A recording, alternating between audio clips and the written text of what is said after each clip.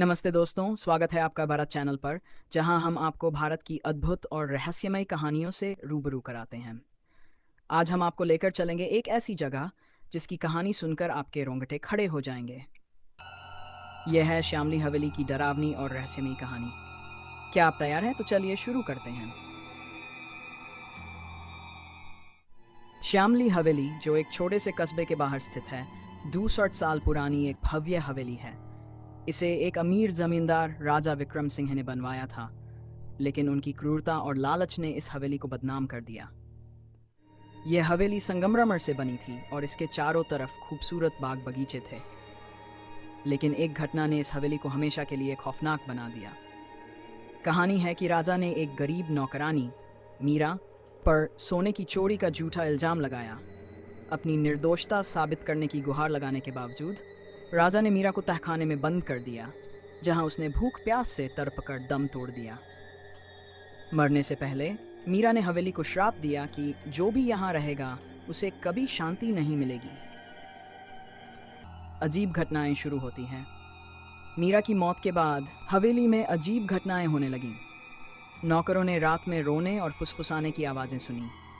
दरवाजे अपने आप बंद हो जाते थे और खाली गलियारों में कदमों की आवाज़ें गूंजती थीं। खुद राजा ने दर्पण में मीरा की डरावनी परछाई देखी। भयभीत होकर राजा ने हवेली छोड़ दी।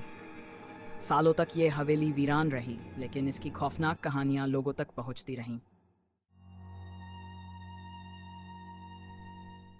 सालों बाद कुछ कॉलेज के दोस्तों ने श्यामली हवेली की कहानियों को सुना और वहां जाने का साहस किया।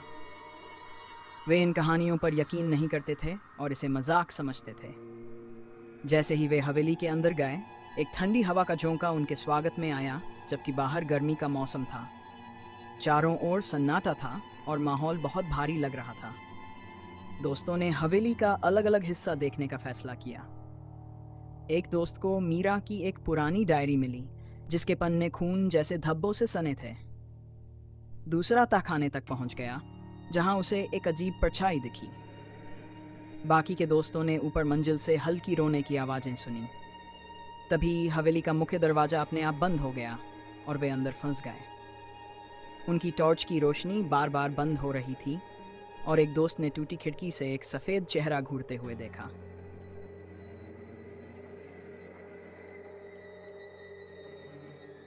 जब सब लोग बाहर निकलने का रास्ता खोज रहे थे, तभी सीढ़ियों पर मीरा की आत्मा प्रकट हुई। वह एक काली छाया जैसी दिख रही थी, जिसकी लाल चमकती आंखें और लंबे बाल थे। उसने जोर से चीखकर कहा, तुम यहाँ क्यों आए हो? मेरे घर से चले जाओ। एक दोस्त बेहोश हो गया और दूसरा डर के मारे मंत्र पढ़ने लगा। आत्मा की चीखें तेज होती गई और पूरी हवेली हिलने लगी।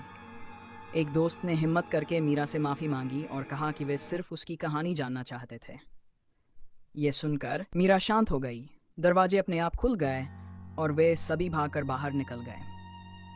बाहर निकलने के बाद उन्होंने गांव वालों से सुना कि मीरा की आत्मा उन पर हमला नहीं करती जो उसका सम्मान करते हैं, लेकिन जो उसका मजाक उड़ाते हैं वे फिर कभी नहीं लौटते।